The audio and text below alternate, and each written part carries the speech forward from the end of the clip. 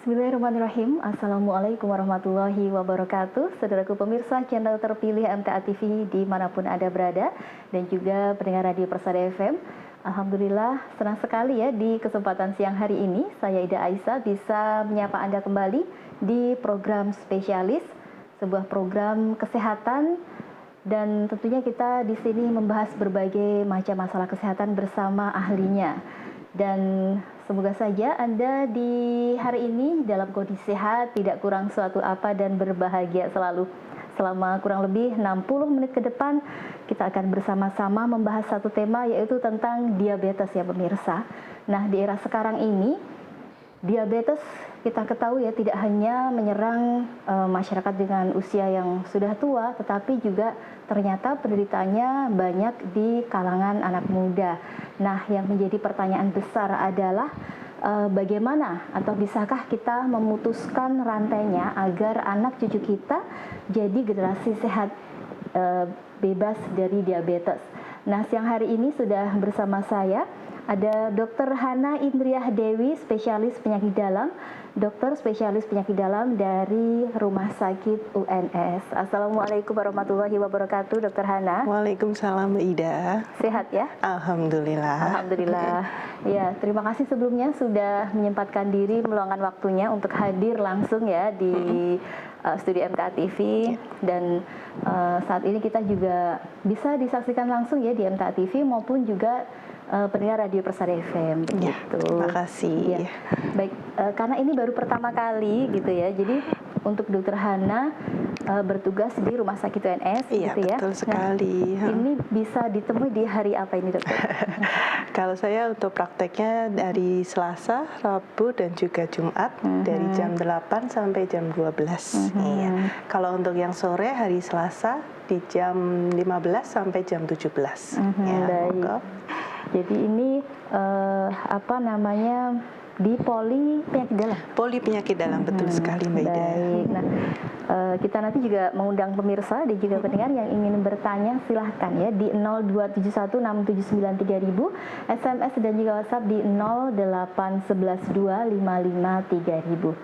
Baik dokter, untuk mengawali perbincangan siang hari ini bisa dijelaskan terlebih dahulu diabetes itu apa dan mengapa sih sekarang banyak juga yang menyebut bahwa ini diabetes ini sedang mewabah di kalangan anak muda gitu. Oke, ya, pertama-tama terima kasih untuk kesempatannya kepada MTA TV dan juga Mbak Ida.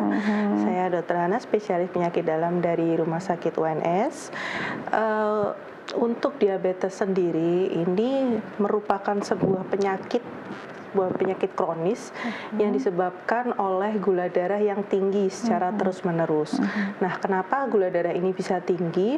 Salah satunya adalah karena tubuh kekurangan insulin.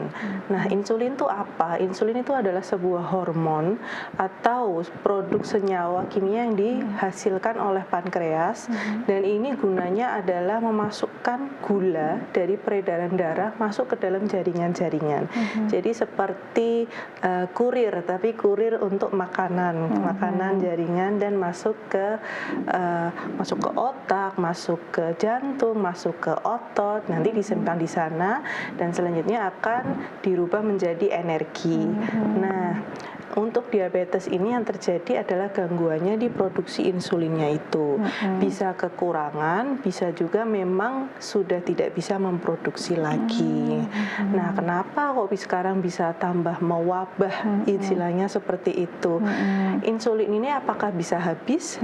Nah, itu ada ternyata setelah penelitian panjang, ilmu yang berkembang terus, memang pada tipe-tipe diabetes tertentu pankreas ini bisa kelelahan.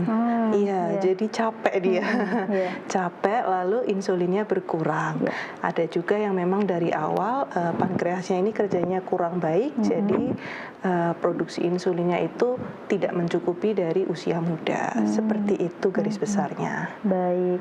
Nah, kalau untuk penyebabnya kenapa insulin bisa berkurang atau bahkan pankreas tidak bisa memproduksi insulin secara cukup begitu ya? Betul sekali. Iya. pertanyaan yang bagus. Oke, jadi kenapa pankreas itu bisa berkurang? Kita mengenal ada beberapa tipe diabetes. Ada yang mungkin pernah dengar tentang diabetes tipe 1 dan juga diabetes tipe 2. Ya, paling sering yang kita temui adalah diabetes tipe 2 dan sering menyerang pada orang dewasa. Ini adalah jenis diabetes yang diakibatkan karena kelelahan dari organ pankreas untuk memproduksi insulin. Penyebabnya kenapa? Penyebabnya karena dia dipaksa untuk produksi terus-menerus. Kenapa? Sumbernya adalah dari makanan sehari-hari kita. Ya, makanan yang tinggi gula, tinggi karbohidrat, dan juga ultra processed food yang melebihi kadar gula harian dan masuk ke dalam tubuh, nah, akhirnya akan membuat insulin dan juga organ pankreas bekerjanya lebih keras, bisa 2 kali lipat, bisa 3 kali lipat, sehingga pada akhirnya dia akan kelelahan, akhirnya insulin juga akan turun, dan juga reseptor-reseptor yang menerima, reseptor jaringan yang menerima glukosa untuk pintu masuknya itu, dia juga lelah. Jadi istilahnya pintunya dol. Pintunya dol, terus yang nganter juga sudah lelah, bensinnya habis. Lelah semua ya? Iya, combo. Seperti itu. Baik, ini tadi berarti memang apa ya, bisa dikatakan penyebab utamanya dari makanan gitu ya? Betul sekali. Ya, baik.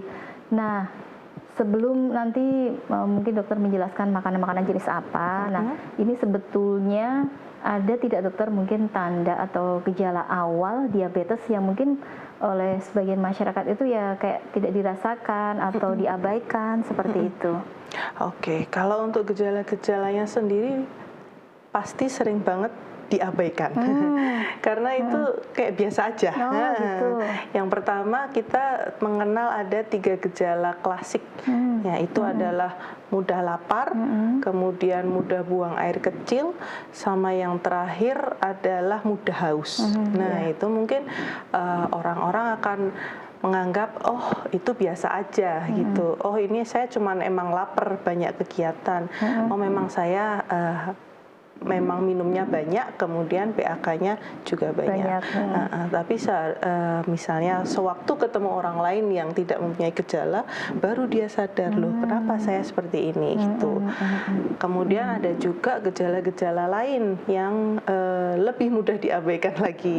Misalnya orang ini makannya banyak sekali, tapi kok badannya malah tambah kurus. Ya kurusnya tidak wajar, bukan kurus orang yang memang dari sananya gampang kurus, seperti itu. Terus habis itu mudah lelah meskipun makannya banyak. Iya, karena glukosanya tidak terserap oleh otak dan juga oleh otot dengan baik, seperti itu. Ya baik. Bahkan mungkin ada juga yang ini ya makannya banyak tapi nggak bisa gemuk, malah seneng gitu ya mungkin ya. Mungkin malah seneng ternyata ada gejala lainnya. Kemudian ini dokter, betul tidak sih sebetulnya diabetes ini bisa tidak bergejala selama bertahun-tahun gitu? Jadi ya dia tetap aktivitas normal, tidak merasakan hal yang aneh begitu. Kalau untuk gejala yang tidak bergejala itu bisa sekali, tapi tahu-tahu waktu check up, loh kok gula darahnya 300, itu bisa banget. Ya, normalnya berapa itu dokter? Normalnya kita patok mudahnya itu kurang dari 200 untuk glukosa tanpa puasa. Biasanya kalau kita check up di CFD atau di apotek, iseng-iseng aja itu kan tanpa puasa ya, itu kurang dari 200. Nah kalau sudah di atas 200 itu sudah mulai warning dan perlu pemeriksaan lebih lanjut. Itu untuk putra-putri sama? Sama. Betul sekali. Terus ini tadi kalau apa ya, bagaimana cara kita agar tahu lebih awal gitu ya bahwa oh ternyata itu kita ada nih arah ke diabetes begitu. Kalau untuk tahu lebih awal kita lebih istilahnya mungkin lebih aware gitu ya. Yang pertama harus memperhatikan dari riwayat keluarga, ya, dari riwayat keluarga apakah ayah, terutama ayah atau ibunya. Kemudian setelah ayah ibu baru kita melacak lagi ke kakek atau neneknya di biasanya. atasnya ya. Iya, di atasnya. Tapi yang paling utama ayah atau ibunya ada atau tidak.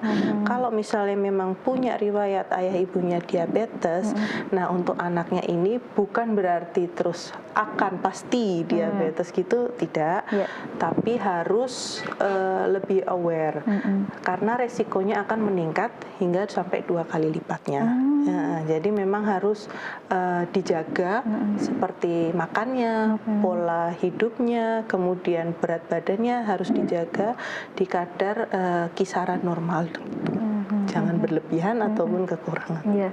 Nah ini tadi kan mungkin kalau dulu-dulu kan usianya yang sudah dewasa, tapi sekarang anak-anak muda juga, berarti apakah untuk anak-anak muda ini juga perlu cek kadar gula darahnya sedini mungkin ini? Iya.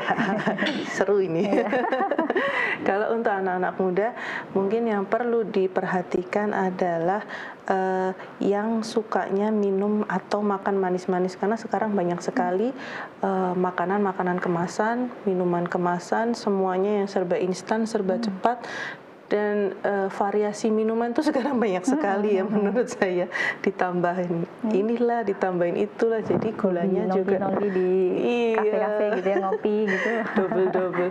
Mungkin kalau bikin sendiri di rumah itu nggak apa-apa karena kita tahu takarannya. Tapi kalau yang dijual itu kan kita nggak tahu, yang penting enak. Nah itu yang berbahaya.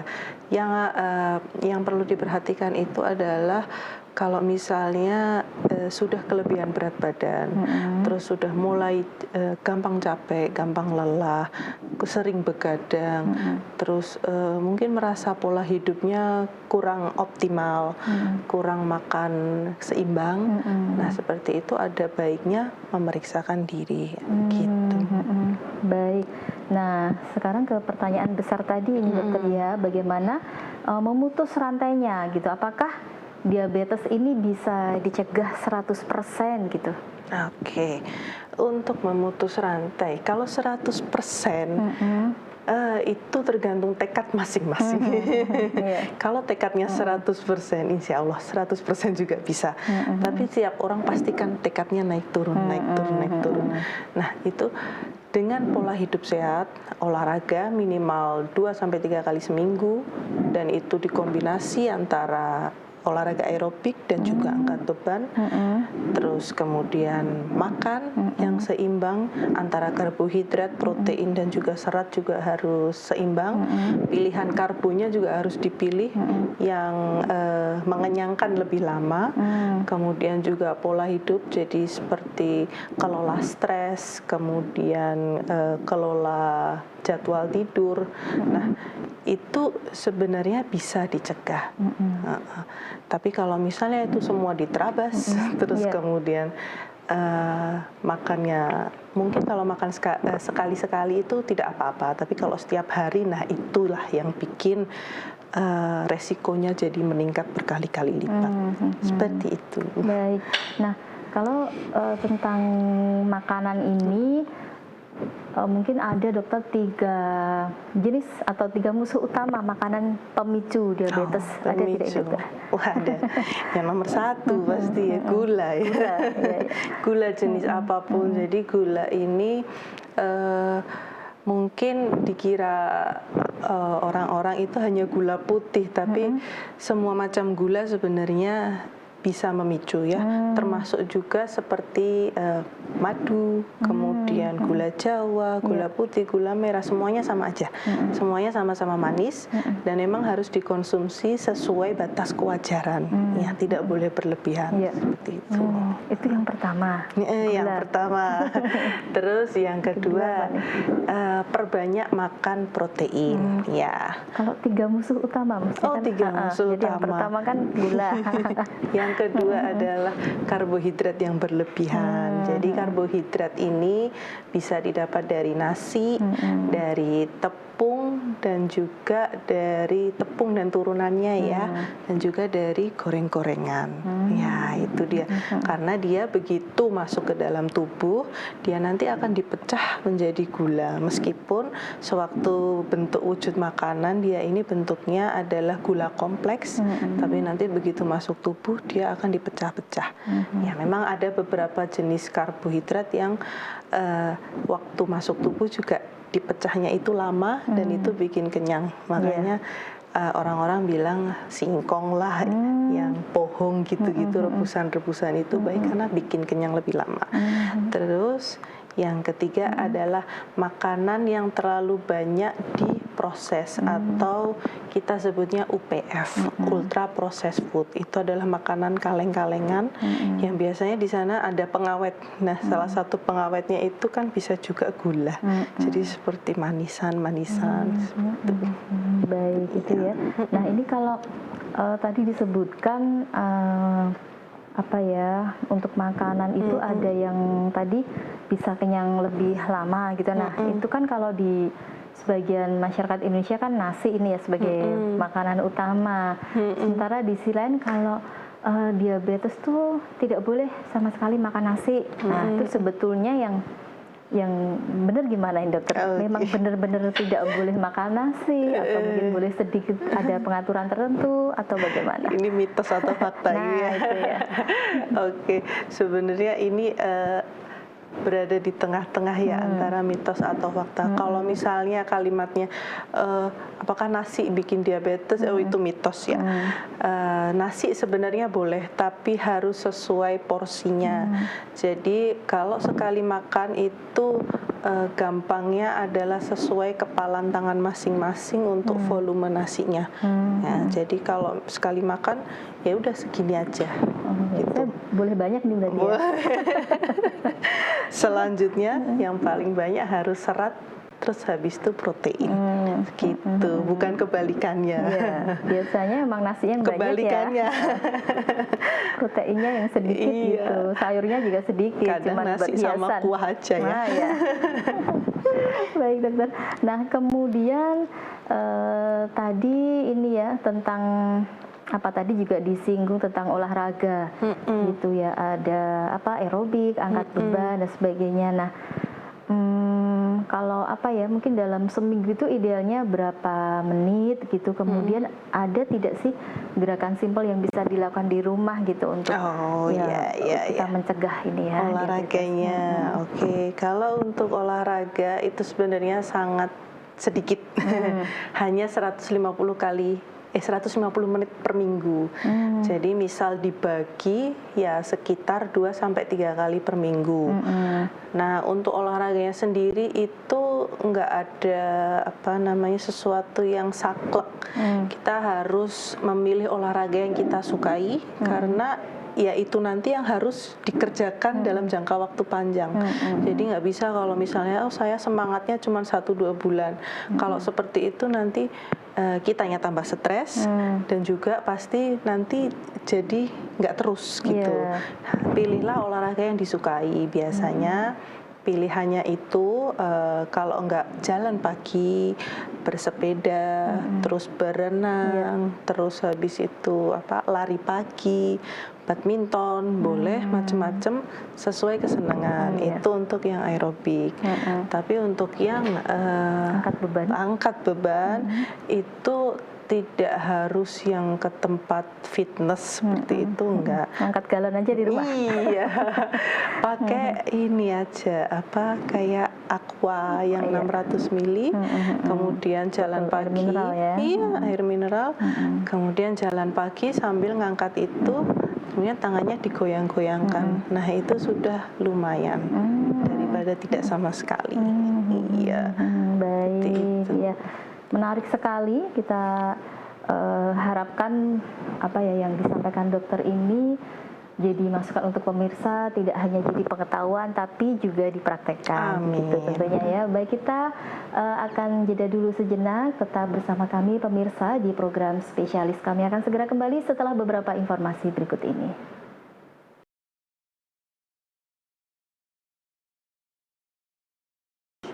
Ya, baik pemirsa FTA TV dan juga pendengar radio Persada FM, kembali di program spesialis ya. Kita masih berbincang bagaimana kita memutus mata rantai dari diabetes ya, sehingga anak cucu kita nanti terbebas dari penyakit itu. Untuk pemirsa dan juga pendengar yang ingin bertanya, Anda bisa menelpon ke 0271 679 3000, SMS dan juga WhatsApp di 0811 255 3000. Ya, dokter, sebelum dilanjutkan ini saya bacakan dulu ada pertanyaannya. Oh iya, siap. Ya. Baik, dari Ibu Kemiarsi yang ada di Gemolong, Sragen. Nah, ini usianya 67 tahun, kemudian gula darah 155. Buang air kecilnya jarang, padahal minum saya banyak gitu. Kenapa buang air kecil saya jarang bahkan susah? Kemudian di bawah mata kaki dalam ada benjolan seperti ada airnya gitu. Nah, ini berhubungan atau tidak? Nah, ini tadi yang jadi pertanyaan, kenapa kok buang air kecilnya bisa jarang begitu, dokter? Oke. Kepada Ibu Kemiarsi, ya, selamat siang. Saya coba menjawab ya. Untuk gula darah sewaktu 155. Mungkin ini gula darah sewaktu ya. Kalau untuk dari gula darah sewaktu dia masih aman, masih kurang dari 200. Kecuali kalau memang dia gula darah puasa agak tinggi ya. Terus kemudian untuk faktor kenapa kok buang air kecilnya susah. Nah, ini ada beberapa penyebab ya. Semuanya nggak cuman karena diabetes. Kalau diabetes itu biasanya lebih sering pipisnya. Nah, ini perlu diperiksakan untuk lebih lanjut. Apakah ada infeksi seperti anyang-anyangan atau kekurangan minum, atau memang ada perlukaan di saluran kencing, atau ada yang menyumbat seperti batu di saluran kencingnya. Nah, itu yang perlu diperiksa lebih lanjut oleh dokter terdekat yang berada di Gemolong. Kemudian untuk yang kayak seperti ada benjolan berair di sebelah mata kaki, nah itu juga perlu dievaluasi lebih lanjut. Memang area yang sering tertutup sepatu atau kaos kaki, ataukah habis digaruk keluar nanah atau tidak, lah itu nanti bisa diperiksakan dulu. Seperti itu. Baik, demikian untuk Ibu Kemiarsi yang dari Gemolong ya. Baik, nah ini ya ternyata masih ada lagi ini dokter ya. Sebentar, ini dari Bapak Supriyono dari Batang ya, Batang. Usia 64 tahun, penderita diabetes ini sudah 20 tahunan. Periksa dokter rutin, saya rutin jalan cepat pagi 2 hari sekali kurang lebih 1,5 jam, jarak tempuh 6 km begitu. Mengapa kalau sehabis olahraga tanpa minum obat, perasaan kenyang itu tahan lebih lama atau nyaman begitu? Kemudian apakah olahraga saya di atas itu sudah sesuai? Mohon jawabannya begitu. Oke, ya, selamat siang Bapak Supriyanto. Bapak Supriyono. Bapak Supriyono. Ya, saya coba jawab ya. Untuk olahraganya Bapak, saya acungi jempol. Nah, olahraganya sudah mantap, dipertahankan ya Pak ya. Kemudian apakah itu sudah sesuai? Sudah sangat sesuai sekali, dan juga jenis jalannya juga sudah sesuai, jalan cepat. Jadi bukan jalan santai, tapi jalan cepat yang memang sampai berkeringat. Terus kenapa kalau misalnya olahraga rasa laparnya itu tidak terlalu, tapi lebih kenyang? Itu karena saat kita berolahraga otot kita itu bergerak, jadi membutuhkan lebih banyak makanan. Terus kalau misalnya sudah rutin, massa ototnya itu akan bertambah. Jadi gula-gula ini akan bisa masuk ke jaringan lebih banyak lagi, sehingga lebih terkontrol, dan regulasi untuk rasa lapar kenyangnya itu juga lebih baik. Iya, memang sudah langsung dirasakan sendiri ya dengan Pak Supriyono. Gitu. Itu kalau untuk olahraganya sudah sesuai ya dokter ya? Iya, sesuai sekali. Tidak terlalu banyak dan juga tidak kurang begitu ya? Iya, betul. Minimal 150 menit, 2-3 kali seminggu. Baik, demikian untuk Bapak Supriyono yang ada di Batang. Nah dokter, kita lanjutkan ya untuk diabetes ini. Nah, misalnya seorang ini sudah terdiagnosis diabetes, nah apakah masih bisa hidup normal dan juga produktif, dokter? Oke, ya. Ini mungkin yang jadi pertanyaan ya. Waduh, nanti Sani gimana? Sebenarnya orang diabetes itu tidak kelihatan sakit. Iya, secara fisik, secara cover itu baik-baik saja. Cuman kalau secara lab saat nanti kita ngecek gulanya, nanti baru kelihatan deh dia sakit. Cuman mungkin ada beberapa kebiasaan yang akan berubah seperti minum obatnya, ya kan kita jadi harus bawa obat kemana-mana. Terus Obat apa itu, dokter? obat anti diabetesnya, obat gulanya, ya obat penurun gulanya kan harus dibawa kemana-mana.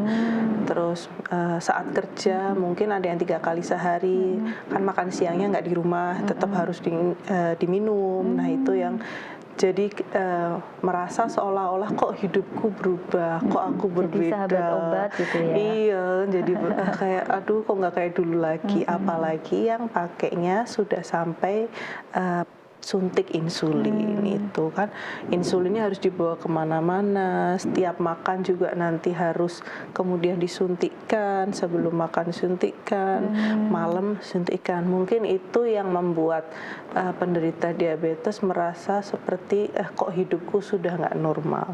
Tapi sebenarnya secara fisik normal, tapi kitanya penderitanya yang merasa punya sesuatu yang harus diperhatikan lagi, jadwalnya. Jadi itu yang membuat seperti kesannya tidak normal, padahal sebenarnya bisa-bisa aja hidup normal.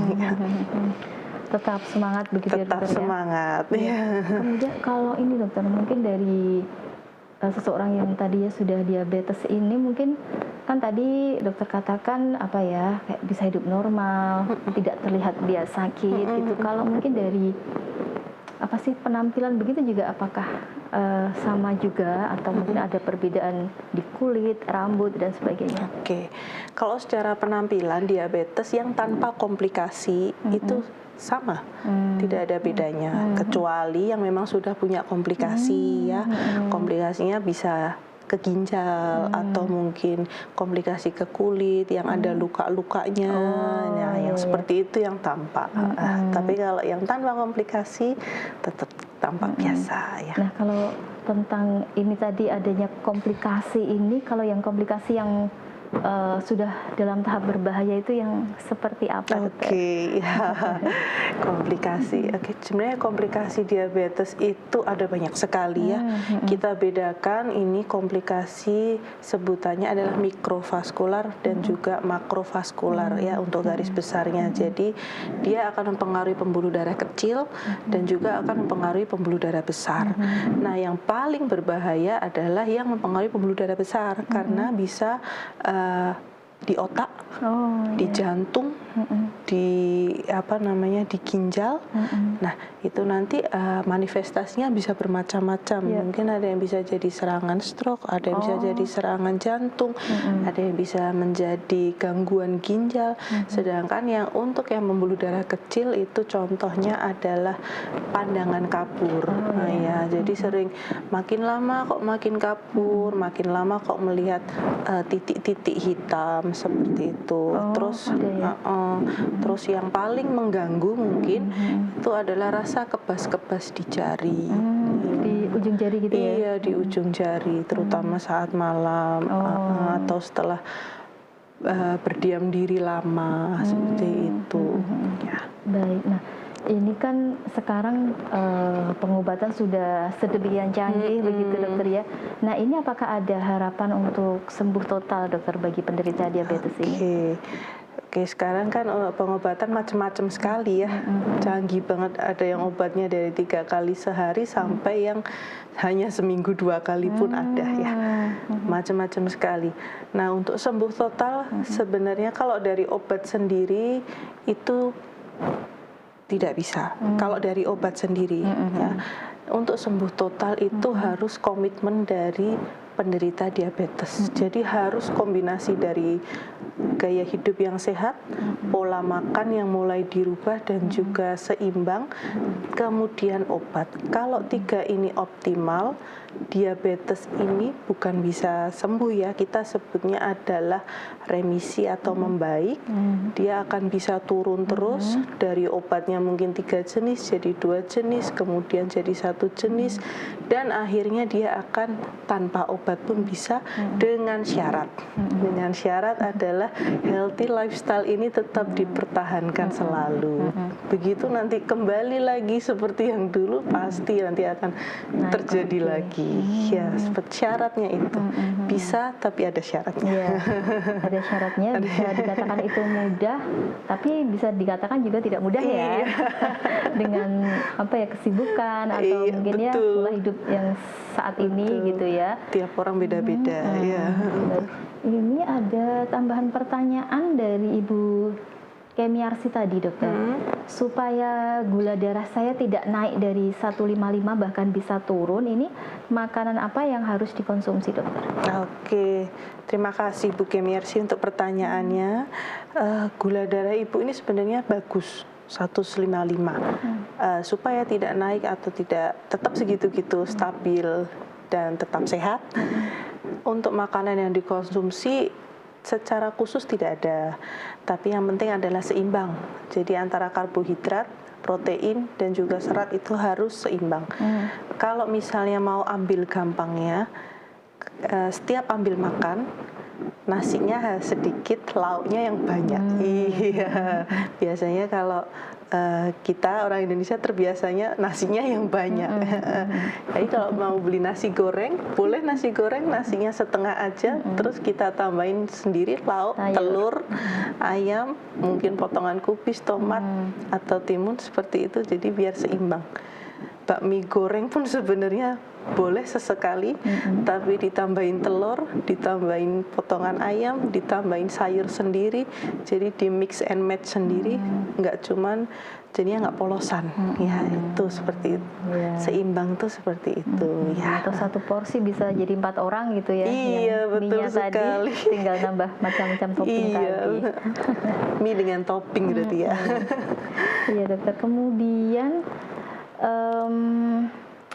ini, dokter, mungkin ada 3 langkah sederhana yang bisa dilakukan oleh pemirsa mulai hari ini untuk memutuskan rantai diabetes di keluarganya. Iya. Oke, untuk pemirsa yang memiliki riwayat keluarga dengan diabetes atau mungkin yang sudah terkena diabetes meskipun masih awal, ada 3 langkah ya, 3 langkah ya. Yang pertama adalah tetapkan niat dulu. Ya, tetapkan niat. Ini harus mulai dari kesadaran diri sendiri dulu, harus punya tekad. Saya ingin hidup sehat dan harus bertekad untuk dilakukan seumur hidup. Jadi tidak cuma dalam jangka waktu beberapa bulan kemudian kembali lagi, itu mboten. Harus seumur hidup dilakukan. Terus yang kedua adalah perbaiki gaya hidup. Jadi mulailah untuk banyak bergerak, kurangi duduk-duduk, kurangi nongkrong-nongkrong.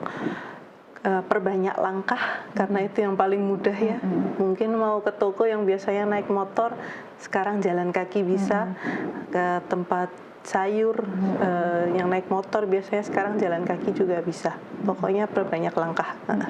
Terus habis itu yang ketiga adalah perbaiki pola makan dan juga komposisi makanan kita sehari-hari. Sebenarnya antara yang kita sebut real food sama yang ultra processed food itu mudah sekali untuk dibedakan. Kita real food itu sangat mudah ditemukan kalau di Indonesia dan variasinya sangat banyak sekali. Makanannya juga banyak, sayurnya banyak.